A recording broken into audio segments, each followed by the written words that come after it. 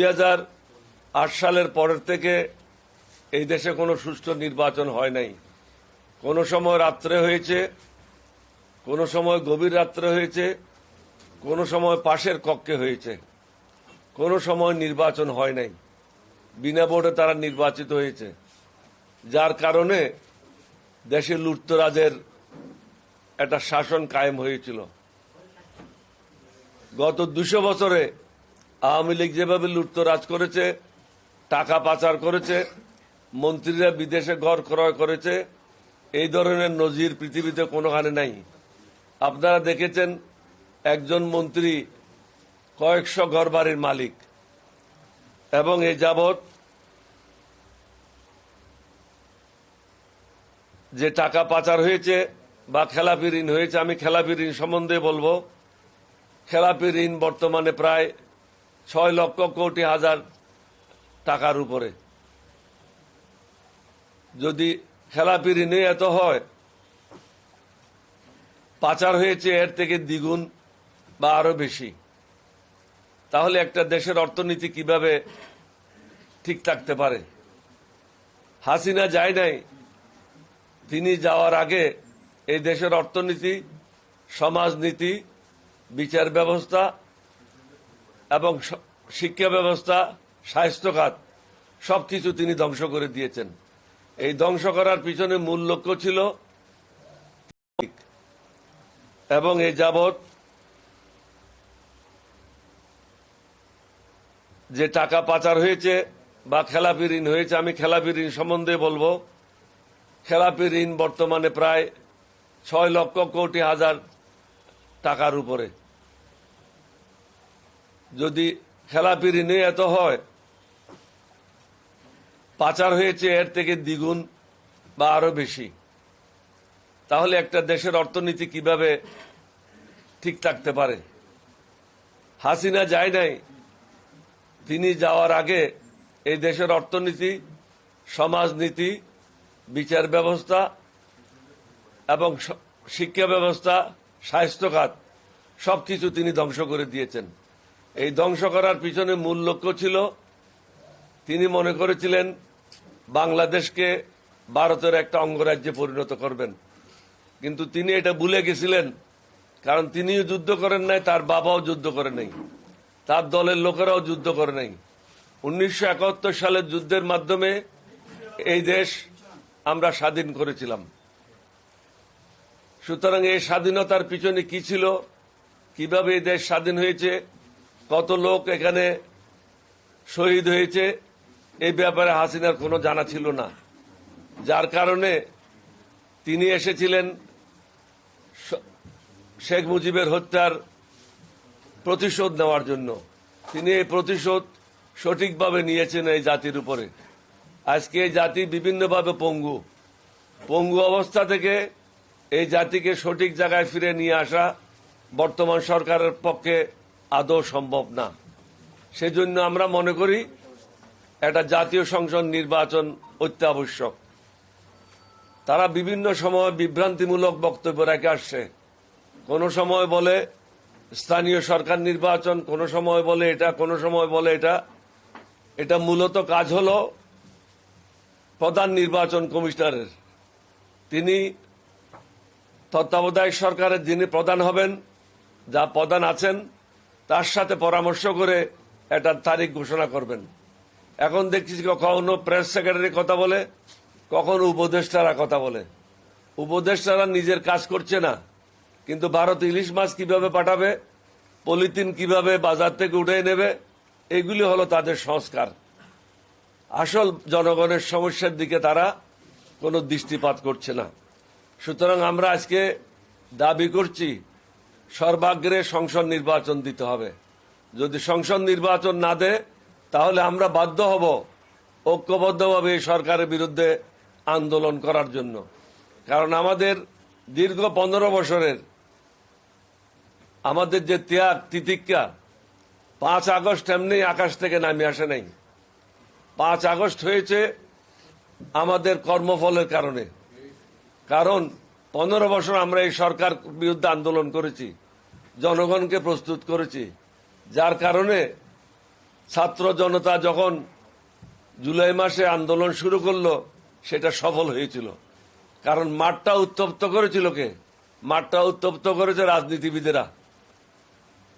আর যদি কেউ মনে করে 5 তারিখ বোধহয় তারা বিশ্ব বিজয় করেছে, আসলে বিশ্ব বিজয় করে নাই। এই সরকার বা পাকিস্তান সরকারের বিরুদ্ধে আন্দোলন সবচেয়ে প্রথমে শুরু হয় 1947 সালে স্বাধীনতার পর থেকেই। ভাষা আন্দোলন নিয়ে শুরু হয়। এরপরে ছাত্ররা বিভিন্ন সময় 62 সালে, 69 সালে এই সরকারের বিরুদ্ধে আন্দোলন করেছিল। সর্বশেষ আন্দোলন এটা রূপ নেয় মুক্তিযুদ্ধে 1971 সালে মার্চ মাসে, যখন ঘরে ঘরে পতাকা উত্তোলন হয় এবং জনগণ এক দফার দাবিতে চলে আসে, সেটা হলো বাংলাদেশের স্বাধীনতা। এই স্বাধীনতা আসে শহীদ রাষ্ট্রপতি জিয়াউর রহমানের ঘোষণার মাধ্যমে। তিনি সমগ্র জাতিকে উজ্জীবিত করেছিল, দিক নির্দেশনা দিয়েছিল, যার কারণে সমগ্র জাতি এগিয়ে এসে এই স্বাধীনতার জন্য ঝাঁপিয়ে পড়ে। এখন অনেকে মনে করে 5ই আগস্ট বোধহয় এমনি এমনি হয়ে গেছে। 5ই আগস্ট এমনি এমনি হয় নাই। এটা সব রাজনৈতিক দল যারা সরকার বিরোধী আন্দোলনে ছিল তাদের কষ্ট, মেহনত এবং আত্মত্যাগের কারণে। আমরা যারা বিরোধী দলে ছিলাম আমাদের অনেকের বিরুদ্ধে 300, 400, 500 পর্যন্ত মামলা হয়েছে। যারা 5ই আগস্ট বিজয় লাভ করেছে তাদের বিরুদ্ধে কোনো মামলা হয় নাই, তারা কেউ জেলে যায় নাই। কিন্তু রাজনীতিবিদেরা অনেকেই জেলে গিয়েছিল, অনেকের শাস্তি হয়েছে, অনেকের ব্যবসা বাণিজ্য ধ্বংস হয়েছে, অনেকে সর্বশান্ত হয়েছে। সুতরাং আমি তত্ত্বাবধায়ক সরকারের প্রধানকেও অনুরোধ করব, আপনি মনে করেন না 5ই আগস্ট আপনি বিজয় লাভ করেছেন। এই বিজয় এসেছে দীর্ঘদিনের আমাদের শ্রমের কারণে। সুতরাং আমাদের এখন দাবি হলো সর্বাগ্রে জাতীয় সংসদ নির্বাচন। জাতীয় সংসদ নির্বাচনের পর আমরাই সিদ্ধান্ত নেব, যারা নির্বাচিত হবে তারাই সিদ্ধান্ত নেবে স্থানীয় সরকারের নির্বাচনগুলি কখন কিভাবে হবে। অন্যথায় আমি আবারই বলছি, একবার বলেছি, আমরা আন্দোলনে নামতে বাধ্য হব। আমি বিএনপিকে অনুরোধ করব, আমরা সর্বাগ্রে আমাদের প্রেস কনফারেন্সের মাধ্যমে বলেছি একটা জাতীয় ঐক্য প্রয়োজন। এখন আপনারা এটা উপলব্ধি করছেন জাতীয় ঐক্য প্রয়োজন। 6 মাস পরে আমরা 8ই আগস্ট এই কথাটা বলেছিলাম। প্রত্যেকটা রাজনৈতিক দলকে বসে ন্যূনতম কর্মসূচির ভিত্তিতে একটা জাতীয় ঐক্য গড়ে তুলতে হবে, যার মাধ্যমে তত্ত্বাবধায়ক সরকারকে বলতে হবে যে আপনাদের কর্মকাণ্ড এর মধ্যে সীমাবদ্ধ রাখতে হবে, এটার বাইরে কোনো কর্মকাণ্ড হবে না। আপনারা সংস্কার করেন, আমাদের কোনো আপত্তি নেই। আমরাও চাই সংস্কার। আমরা চাই যে সমস্ত দুর্নীতিবাজাররা, লুটেররা টাকা লুণ্ঠন করেছে, ব্যাংকের টাকা লুণ্ঠন করে খেলাপি হয়েছে, তাদের বিরুদ্ধে ব্যবস্থা নেওয়া হোক। কিন্তু আজকে 6 মাসের মধ্যেও আমরা দেখছি না কোনো বড় বড় ব্যবসায়ীরা অ্যারেস্ট হয়েছে বা তাদের বিরুদ্ধে কোনো ব্যবস্থা গ্রহণ করেছে। বরং আমাদের কাছে সংবাদ আছে কোন রাজনৈতিক দল ব্যবসায়ীদের কাছ থেকে টাকা নিয়ে তাদেরকে আশ্রয় দিচ্ছে। অর্থাৎ আমরা আন্দোলনের সাথে বেইমানি করছি। আমাদের দাবি, আবার আমি বলবো, আওয়ামী লীগের যে সমস্ত দুষ্কৃতিকারীরা, দুর্নীতিবাজরা, লুটেররা, গণতন্ত্র হত্যাকারীরা, মানুষের মানবাধিকার ধ্বংসকারীরা, নির্বাচন যারা বানচাল করেছে এবং গণতন্ত্র যারা ধ্বংস করেছে, তাদের বিরুদ্ধে কঠোর ব্যবস্থা নেওয়া হোক। 6 মাস হয়ে গেল, কাকেও এখনো কাঠগড়ায় দাঁড়াইতে আপনারা পারেন নাই। তাদের এতদিনে কয়েকজনের শাস্তি হওয়া উচিত ছিল। যে সমস্ত লোকেরা হাসিনাকে ক্ষমতায় টিকিয়ে রাখার জন্য কাজ করেছে, আমরা আশা করেছিলাম তাদেরকে বরখাস্ত করবেন, কিন্তু আপনারা তাদেরকে বদলি করছেন। বদলি করলে হচ্ছে কি, সাপ ভিতরে থেকে যাচ্ছে ঘরের ভিতরে। সাপগুলিকে মেরে ফেলতে হবে, কারণ এগুলি বাংলাদেশের শত্রু, স্বাধীনতার শত্রু, দেশের শত্রু, জনগণের শত্রু। এই শত্রুদেরকে রেখে এখানে নির্বাচন করলে কোনো লাভ হবে না। তাদের বিরুদ্ধে কঠোর ব্যবস্থা আমাদেরকে গ্রহণ করতে হবে। এবার আসে অন্যান্য ব্যাপারে। পরিবেশ ঢাকা এখন সর্বনিম্নে, সবচেয়ে উপরে। বাংলাদেশের উপরে পরিবেশের ব্যাপারে আর কোনো রাষ্ট্র নাই। বাংলাদেশ এখন 1 নম্বরে অবস্থান করছে, অথচ এই সরকারের পক্ষ থেকে পরিবেশ ঠিক করার ব্যাপারে কোনো উদ্যোগ আমরা দেখছি না। পলিথিন নিয়ে কাজ করছে। আমরা পলিথিন নিয়ে কাজ করার জন্য আপনাদেরকে দায়িত্ব দিই নাই। আপনাদেরকে দায়িত্ব দিয়েছি যেগুলি মোটা দাগের সংস্কার প্রয়োজন সেগুলি আপনারা করবেন, জনগণের স্বাস্থ্য উন্নতির জন্য যা প্রয়োজন সেটা করবেন। সিলেট, চট্টগ্রাম এবং কক্সবাজার এলাকাতে পাহাড় কাটা হচ্ছে, সরকার নীরব দর্শকের ভূমিকা পালন করছে। এই পাহাড়গুলি কাটার ফলেও ভারসাম্য নষ্ট হচ্ছে এবং পরিবেশের ক্ষতি হচ্ছে। পাচার করা অর্থ সম্বন্ধে আমি আগেই বলেছি, পাচার করা অর্থ আজকে 6 মাস হয়ে গেল, তাদের কাছে উদ্ধার করার কোনো ব্যবস্থা আমরা দেখছি না। যাদেরকে আপনারা জেলে নিয়েছেন তারা জামাই আদরে মুরগি খেয়ে দিন কাটাচ্ছে এবং তাদের মোবাইল টেলিফোনের মাধ্যমে 1-2 ঘন্টা কথা বলে হাসিনার সাথে তারা যোগাযোগ করছে। পৃথিবীর বিভিন্ন জায়গায় আওয়ামী লীগের যারা সন্ত্রাসী আছে তাদের সাথে যোগাযোগ করছে, যার কারণে প্রত্যেক দিন বিভিন্ন জায়গায় কর্মসূচি আওয়ামী লীগ পালন করছে। পক্ষান্তরে এগুলো আওয়ামী লীগের কর্মসূচি, নাম দেওয়া হচ্ছে অন্যান্য দলের।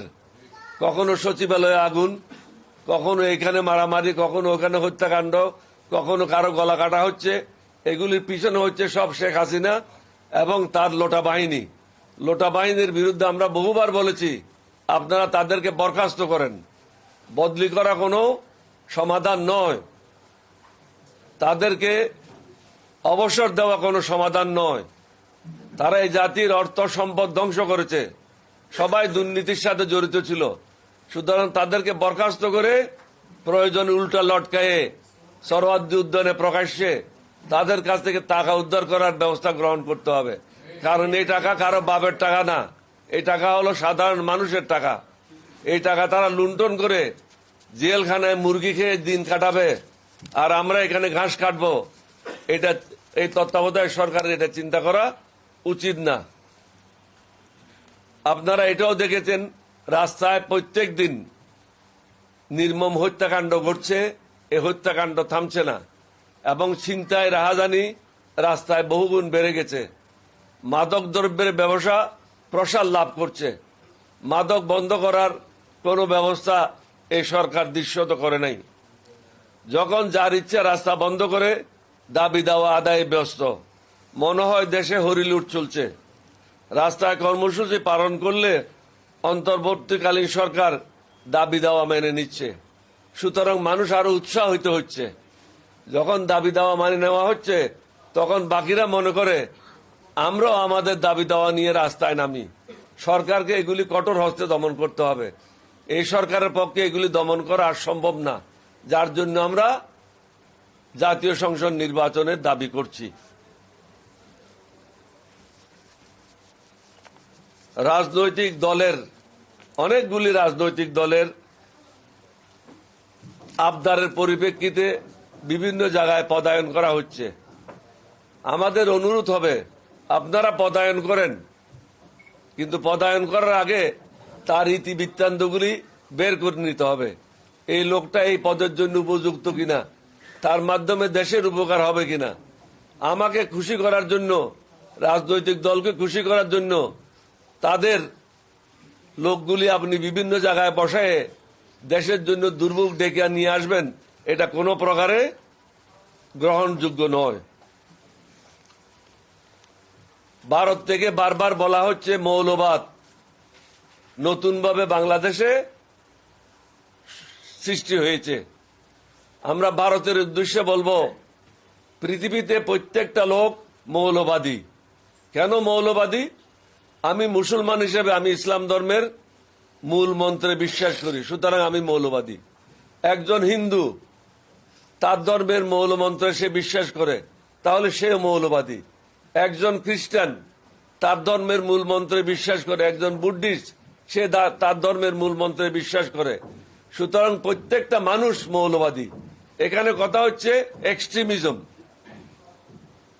যে ধর্মান্ধ। আমরা কিন্তু ধর্মান্ধ নই, বাংলাদেশের লোক। আমরা অবশ্যই মৌলবাদী, কারণ আমরা আমাদের ধর্মে বিশ্বাস করি। এখানে প্রশ্ন হচ্ছে এক্সট্রিমিস্ট কিনা, ধর্মকে পুঁজি করে তারা কোনো হত্যাকাণ্ড ঘটাচ্ছে কিনা, অন্যদের উপর কোনো অত্যাচার করছে কিনা। বাংলাদেশে কোনো ধর্মের লোকের উপরে অত্যাচার হচ্ছে না। আমরা খুব সহনশীল, কারণ ইসলাম ধর্ম এটা কাকে অনুমতি দেয় না। আমার রসুল এটা বলে গেছে, এটা হলো শান্তির ধর্ম।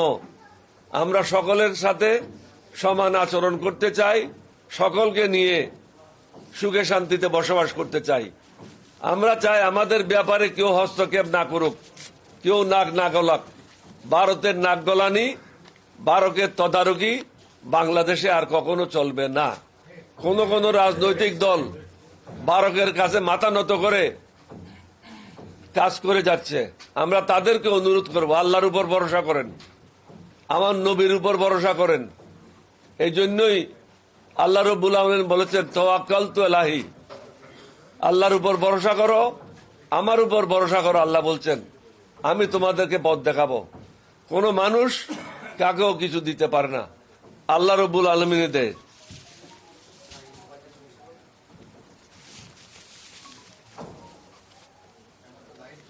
বায়ু দূষণ সম্বন্ধে আমি বলেছি আপনাদেরকে।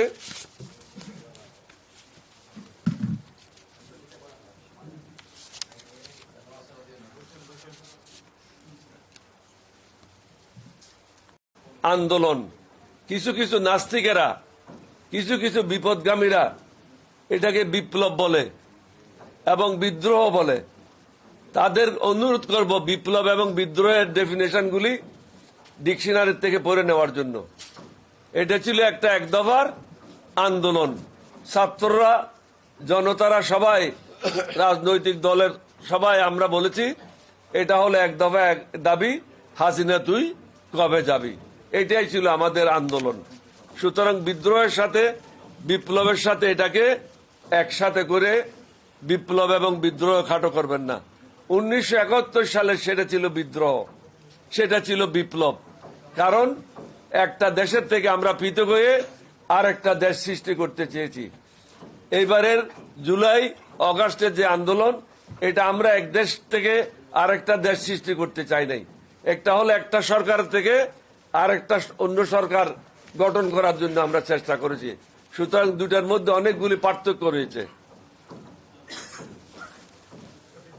ইদানিং শুল্ক বাড়ানোর ফলে বিভিন্ন পণ্যের দাম বৃদ্ধি পাচ্ছে, সাধারণ মানুষ ক্ষতিগ্রস্ত হবে। এখনো অনেকগুলি পণ্য জনগণের ক্ষমতার বাইরে। ওষুধের দাম, আমি ওষুধ নিয়ে কথা বলবো, কারণ যিনি স্বাস্থ্য মন্ত্রণালয়ের দায়িত্বে আছেন তাকে আমি অনুরোধ করব, এয়ার কন্ডিশন অফিসে বসে না থেকে বাজারে নামেন। ঢাকার সাথে চট্টগ্রামের শতকরা মিনিমাম 10 টাকার পার্থক্য ওষুধের। আমি তাকে আরো স্পেসিফিক্যালি বলবো, আপনি একটা সিপ্রোসিনের পাতা কিনেন, 10টা সিপ্রোসিনের পাতা কিনেন, ঢাকাতে কিনতে হলে যে দাম লাগবে চট্টগ্রামে গিয়ে আপনি ওই পাতা কিনেন, মিনিমাম 10 টাকার পার্থক্য রয়েছে। তাহলে আপনারা কি করছেন ঘরে বসে? স্বাস্থ্যের জন্য কি করছেন? হসপিটালগুলির অবস্থা এখন উন্নত হয় নাই। হসপিটালগুলির অবস্থা যদি উন্নত করেন তাহলে মানুষ আর ভারতে যাবে না। ডাক্তারদের সাথে বসতে হবে, তাদেরকে অনুরোধ করতে হবে, আপনারা নির্দিষ্ট সংখ্যক রুগীর থেকে বেশি দেখবেন না। 15 থেকে 20 জন রুগী আপনারা দেখতে পারেন। একজন রুগীকে যদি আধা ঘন্টা সময় দেয় বা 20 মিনিট সময় দেয়, তাহলে কয় ঘন্টা লাগে একজন ডাক্তারের পক্ষে? সুতরাং একজন ডাক্তার যদি সকাল থেকে রাত্রে 2টা পর্যন্ত কাজ করে, তাহলে পরের দিন সে রুগীকে কি লিখবে?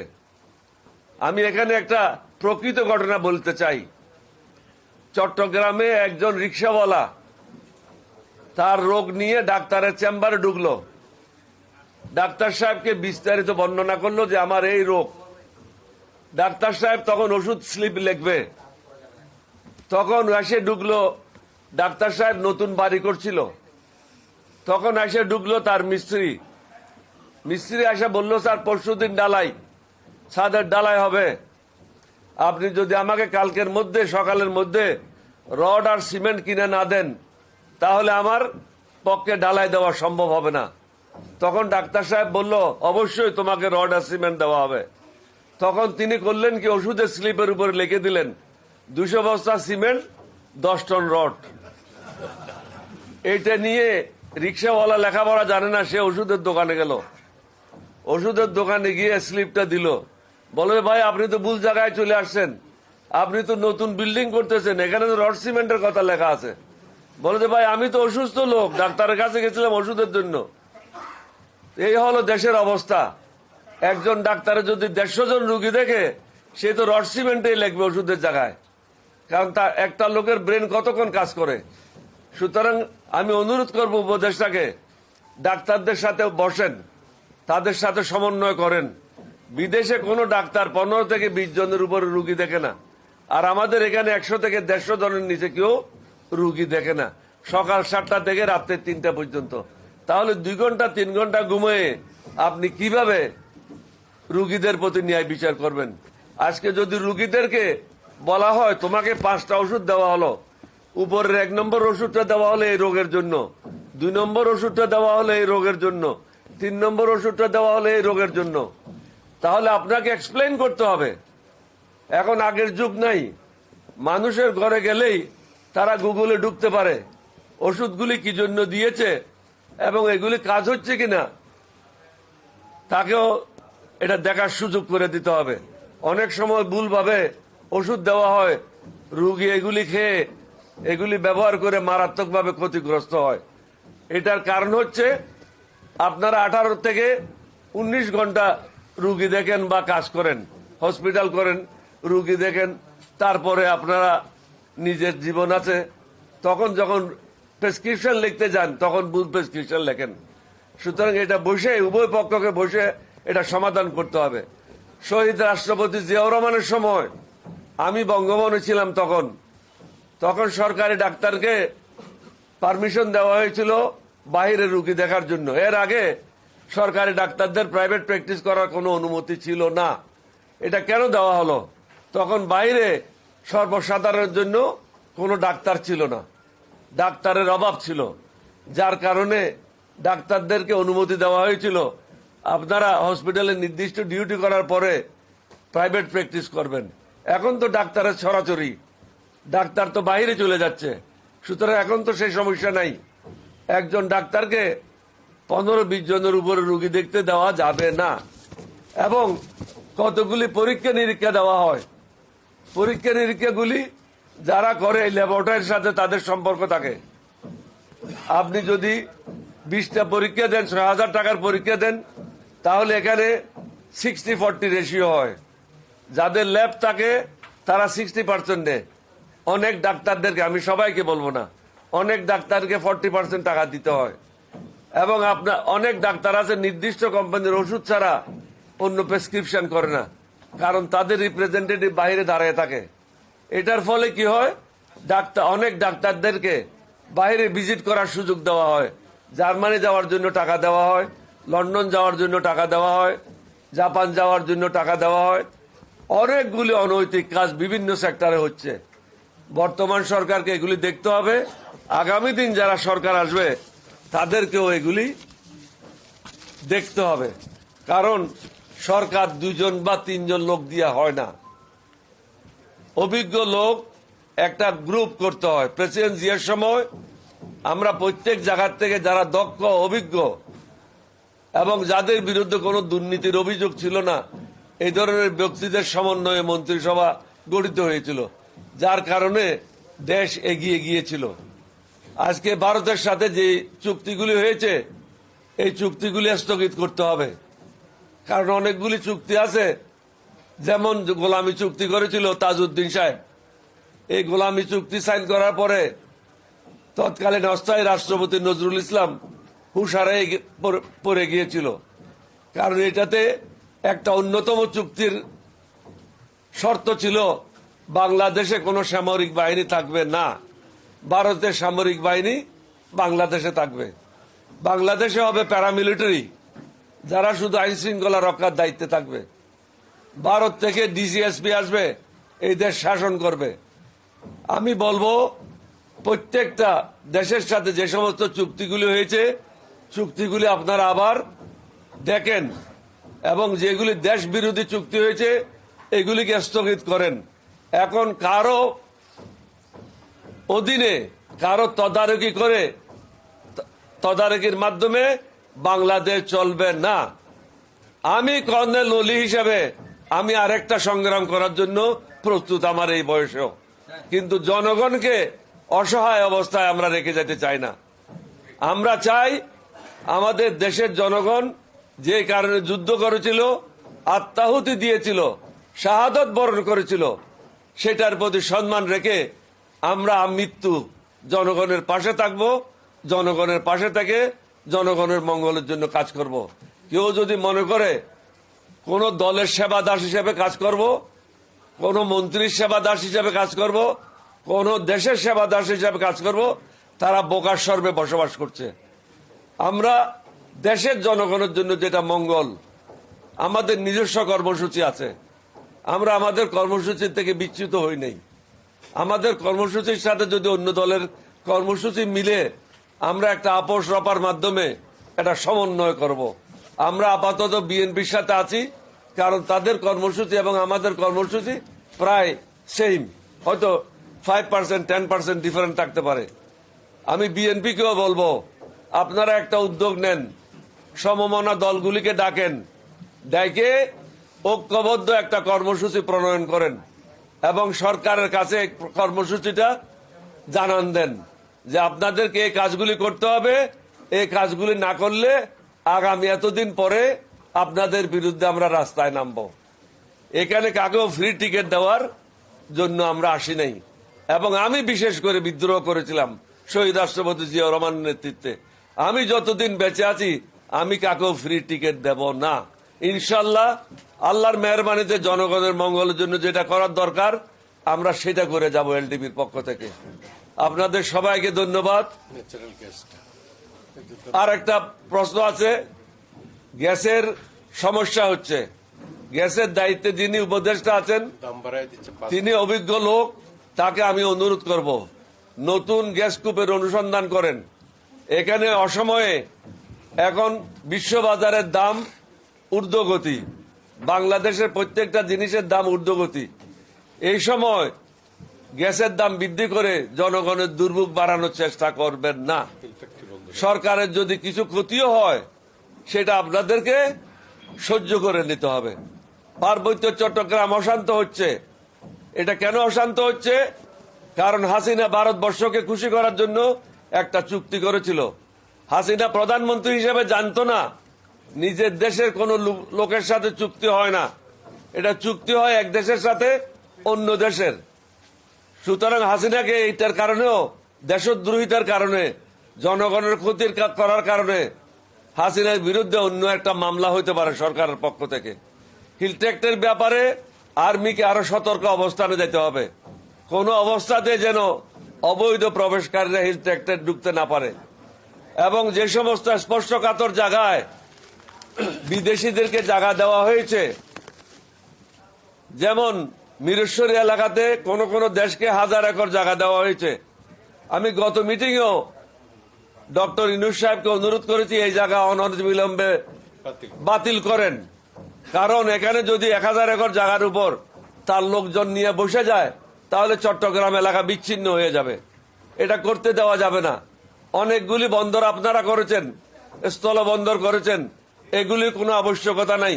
পত্রিকাতে এসেছে হাজার হাজার কোটি টাকা হাসিনা লুণ্ঠন করেছে এই বন্দরগুলি। তার মন্ত্রীরা, তার এমপিরা, তার লুচ্চা লাফাঙ্গারা এই কাজগুলি করে বাংলাদেশের জনগণের ক্ষতি করেছে। এখানে কোনো একটা কুকুরও এই বন্দরগুলি দিয়ে যাচ্ছে না। সুতরাং এই বন্দরগুলি অনতিবিলম্বে বন্ধ ঘোষণা করা হোক। দেশের মানুষকে মুক্তি দেন। দেশের মানুষকে জিম্মি করে নিজের আরাম আয়েশ করে দোজকের দিকে যাওয়ার জন্য চেষ্টা করেন না। আল্লাহ কাকেও ছেড়ে দেয় না, ছাড় দেয়, ছেড়ে দেয় না। আমি কিন্তু বারবার হাসিনার সময় বলেছি, ভাগার সময় পাবেন না, পলানোর সময় পাবেন না, কাপড় নেওয়ার সময় পাবেন না, সেটাই হয়েছে। বর্তমান সরকারকেও বলবো, আপনাদের অবস্থাও ভালো না, আপনারাও সাবধান হয়ে যান। আপনাদেরকে হয়তো পলাইতে হইতে পারে। সঠিক সময় সঠিক পদক্ষেপ নেন, দেশটাকে বাঁচান, দেশের জনগণকে বাঁচান। আপনাদের সবাইকে ধন্যবাদ। বাংলাদেশ জিন্দাবাদ, এলডিবি জিন্দাবাদ। আসসালামু আলাইকুম ওয়া রাহমাতুল্লাহি ওয়া বারাকাতুহু।